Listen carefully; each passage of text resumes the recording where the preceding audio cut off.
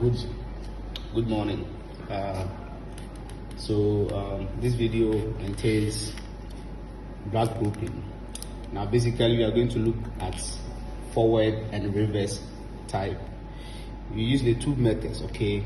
So what we are going to do is that we are going to first look at the forward grouping, and then when we finish we talk about the reverse grouping.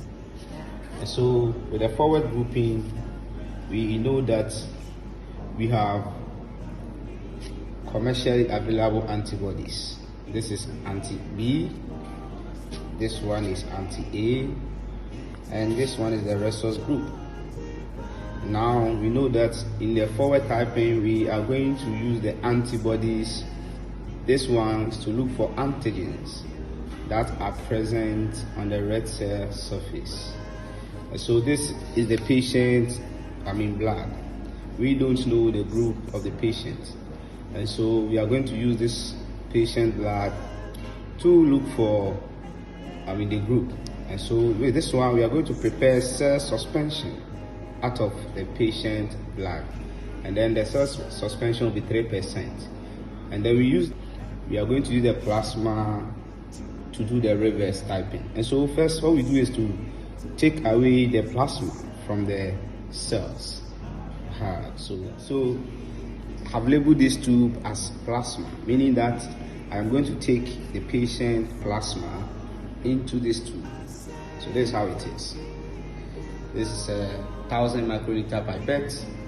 So I open the patient blood, then I take all the plasma smoothly into the labeled tube.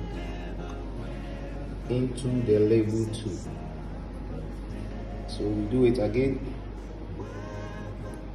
Put into the labeled tube. Go for the last part. Make sure that it doesn't mix with the blood. So you see that I have taken all these cells. Now the purpose of the washing is to take off all bound proteins.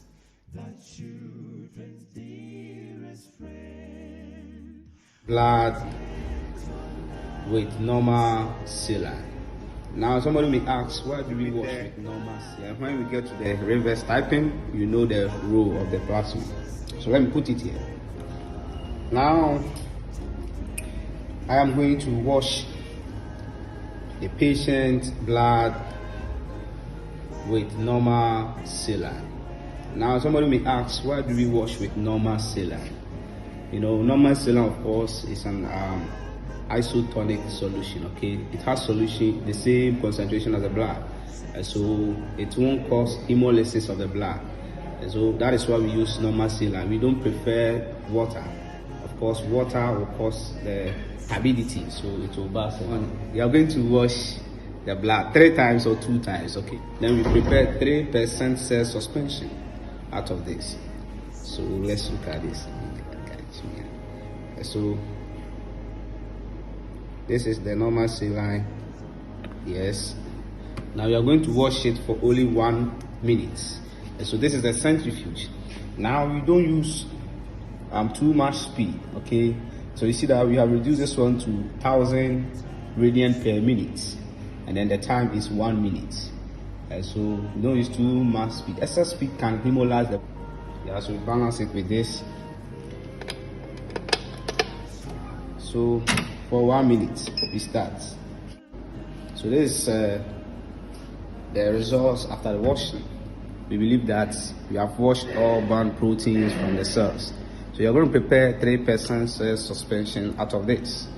So this is how we do it. I'm going to use this big tube for the suspension. So I'm going to add some few drops of the cells. It's 2 drops of the cells.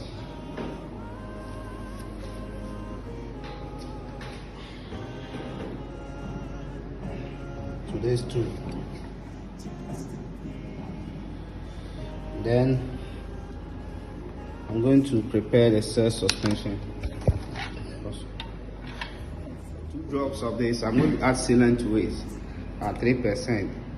Solution is supposed to be transparent to some extent. Yeah, so this one is okay, transparent. So this is the cell suspension prepared. Cell suspension prepared. Once you are done with the preparation of the cell suspension, so yeah, with the forward type grouping, we said that we are going to use commercially available antibodies to test for red cell antigens on the surface of the patient blood. And so these are 3 test tubes that are available. This is anti-A, this is anti-B, and this is anti-D. So what we're going to do is that we are going to add the antibodies to their corresponding label test tubes. And so we add 2 drops of this anti-A to this tube. So 1, 2. Then we do same for the anti-B. So we're going to add 2 drops of this. So that one will be 1, 2. Then the last one is the anti-D. So we are going to add 2 drops of this to this. 1, 2. So once you add the antibodies in the tube, then you are going to add the patient cells. This is the patient red cell as a cell suspension prepared. And so we are going to use the cells against the antibodies against the cells, and that is the forward typing. So 2 drops of the cell suspension. So take the cell suspension, 2 drop, 1, 2. This one, 1, 2. Okay. So once we are done, we can mix them, or we can mix it. Then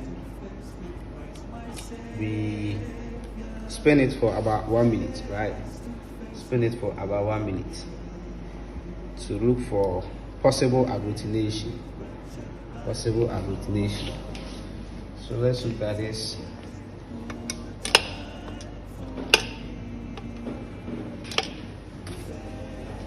This is the end of the centrifugation. So we are come to read our results. The forward typing. This is the anti-A, okay? After adding the patient cell to it, let's see if we are going to get some agglutination. So when you shake it like this, you see that there is no clump, okay? There is no clump. So 0. Then you take the B and C. So with the B, this one too, there is no agglutination. There's no agglutination. So that one to 0 here. Then the D, you see that there's a small clump. There's agglutination, but if you don't take care, you won't see it. Yeah, so there's 2 plaques. So here you have 2 plaques there, meaning that the forward that the patient is in blood group O positive, right? So let's see if the reverse will also be A cell. This is O cell, B cell, A cell.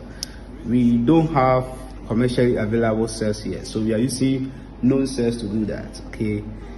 So these are the cells. So we are going to prepare cell suspension with normal saline. So use the B. Yeah, so this is cell suspension. So it's a transparent. Let's look at it. A. About 3% just transparent there. The O. Most of the times we use the AB, right? But we don't have it. So this is our 3% cell suspension. This is the cells that we are going to use in the reverse typing. Remember I told you that we don't have commercially available cells here. So we are using known patient cells to do that. So once we are done with this, these test tubes are what we are going to use for the reverse typing. So this is A cell, this is A cell, This is B cell. This is AB cell. We don't have AB here, so I'm going to leave this one out. Then we have the AT. The AT stands for the autoantibody. Use patient own serum against patient own cells to look for agglutination. Okay, that one is the autoantibody. So we start with this one. Now remember, when we started the video, we took the plasma of the patient. So this is the plasma of the patient. So you're going to use the plasma of the patient against the cell or the known cell. Remember that antibodies are always in the plasma, okay? And of course, once antibodies are in the plasma, in the reverse, we are going to use cells against plasma, meaning that we are going to use cells to look for antibodies in the plasma. And then the basic principle here is that if I am in blood group A, my antigen is A. I don't have antibodies against my own antigens. If somebody is in blood group B, he must get antibody A in the serum, okay? So if I am in blood group O, meaning I don't have any of the antigens, and therefore I have all the antibodies A and B. The same way, if I am in blood group AB, I have all the antigens, and therefore I don't have to get any of the hot antibodies. And this is the basic principle that is going to guide us to look for the antibodies in the serum using the reverse typing. So with this one, what we do is that we are going to first of all put 2 drops of the serum into each of the respective tubes. Then we add the cell suspension. We spin for 1 minute, then look for possible agglutination. So this is the patient's serum. First 2 drops into the B's tube. 2 drop here. Small drop.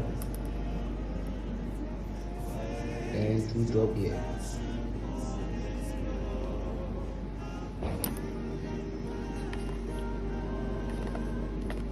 Good. So now that we have the cell suspension is ready, and then the antibodies are also in the corresponding tubes. And now remember, I told you that we are using the antibodies to look for these are the cell suspension, right? We are using the cell suspension to look for antibodies in the serum or the plasma. So here we are going to add 1 drop each. Now this is the A cell, so we add a drop to the antibodies in the corresponding test tube. So we have it there. Then that's the A cell. So 2 drops of the B cell to the B tube. So this last. Then the last aspect, so for the autoantibody, what we are going to do is that we are going to add the patient's own cell to the patient serum. So remember the cell suspension that we prepared for the patient. That drops of this to this.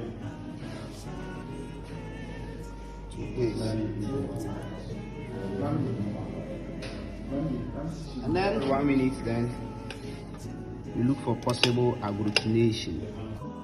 Okay, so you see that with the A cell there's agglutination. This is a very large count, possibly 4+. So 4+ with this one. That is the A cell.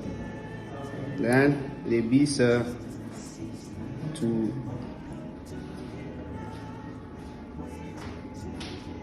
there's agglutination with other clamps there, which is possibly 2+. You can see that. Then the autoantibody, nothing there. Now you see, because there is agglutination in both A and B cell tubes, what it means is that there's a presence of all the antibodies in the serum. And then the type of blood group that have all antibodies in serum is what? O group.